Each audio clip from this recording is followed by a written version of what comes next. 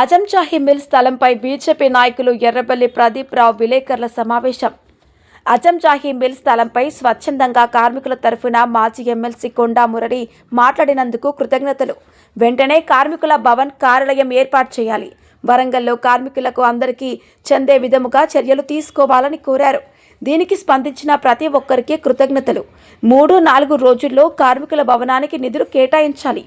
City నడిబొడ్డున ఇలా జరగడం సరికాదు. మళ్ళీ ఇలాంటివి జరగకుండా చర్యలు తీసుకొని వీరిపై చట్టపరమైన చర్యలు తీసుకోవాలని కోరారు. ప్రభుత్వంలో ఉన్న అధికారులు 70 సంవత్సరాల చరిత్ర గల భూమికి ఎలా అనుమతులు ఇచ్చారు?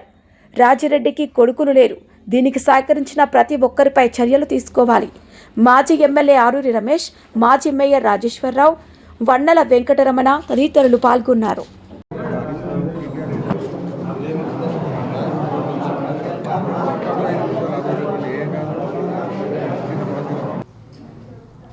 ఇప్పటికైనా మురళి గారు తన తప్పును అర్థం చేసుకొని వాలంటరీగా వచ్చి ఇది మళ్ళా కార్మికులకు చెందే విధంగా చేస్తాను సంతోషం. అంత మాత్రాన్నే అయిపోదు. దాన్ని ఇమీడియట్లీ తన స్పందన మళ్ళీ ఎంబడే రేపే రాష్ట్ర ప్రభుత్వంలో మంత్రిగా ఉన్నారు వాళ్ళతోని కార్మిక భవనానికి అదే ల్యాండ్లా నిధులు పెట్టి శాంక్షన్ చేసి కొబ్బరికాయ కొడితే అప్పుడు పూర్తిగా మేము కూడా నమ్ముతామని తెలియజేస్తూ, ఎందుకంటే దాని మీద నాయకులంతా గోల్మాల్ చేసి ఒక కార్మికుల భవనం అనే సంగతి ఇక్కడ ప్రతి ఒక్క పిల్లగాళ్ళకు తెలుసు. అయినా దాని రిజిస్ట్రేషన్ జరగటం, మొటేషన్ జరగటం, దానికి పర్మిషన్ రావటం, ఇవన్నీ పెద్దల సహకారం లేకుండా కావు. వాటన్నిటినీ తొందరలో రేపే రద్దు చేసి, మీకు నిజంగా పశ్చాత్తాపం ఉంటే అవన్నీ రద్దు చేసి వారితో కూడా వస్త్ర వ్యాపారంతో కూడా ఒక స్టేట్మెంట్ ఇప్పియండి.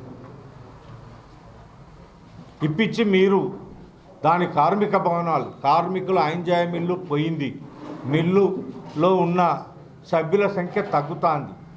అయినా అది కార్మికులు అందరికి ఎన్నో రూపకమైన కార్మికులు ఉన్నారు. ఆటో కార్మికులు ఉన్నారు, ఆ పక్కనే వేర్ హౌస్ కార్మికులు ఉన్నారు. ఎంతోమంది కార్మికులకు ఉపయోగపడేటట్టుగా ఒక మంచి భవనాన్ని తీర్చిదిద్ది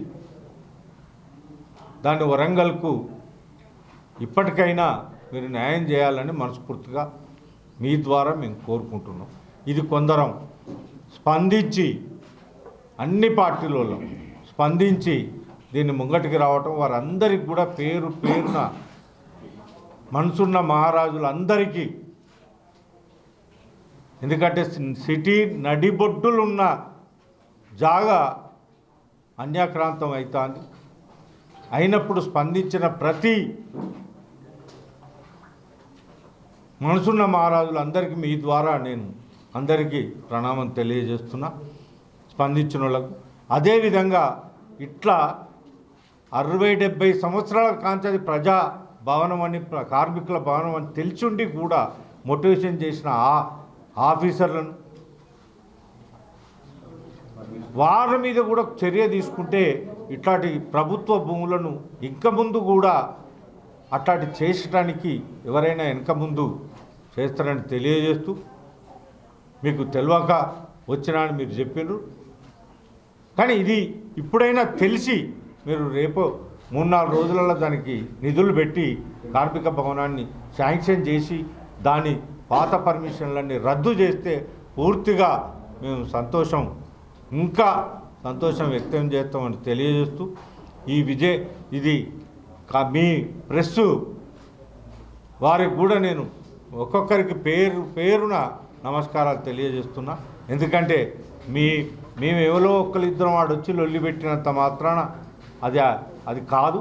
మీ పెన్ను పేపర్తోని ఇక్కడున్న ప్రజలందరినీ కదిలించే విధంగా మీరు చేసినందుకు మీ అందరికీ పేరున నమస్కారాలు తెలియజేస్తూ, ఎందుకంటే సిటీ నడిబొడ్డులో జరిగింది ఇది.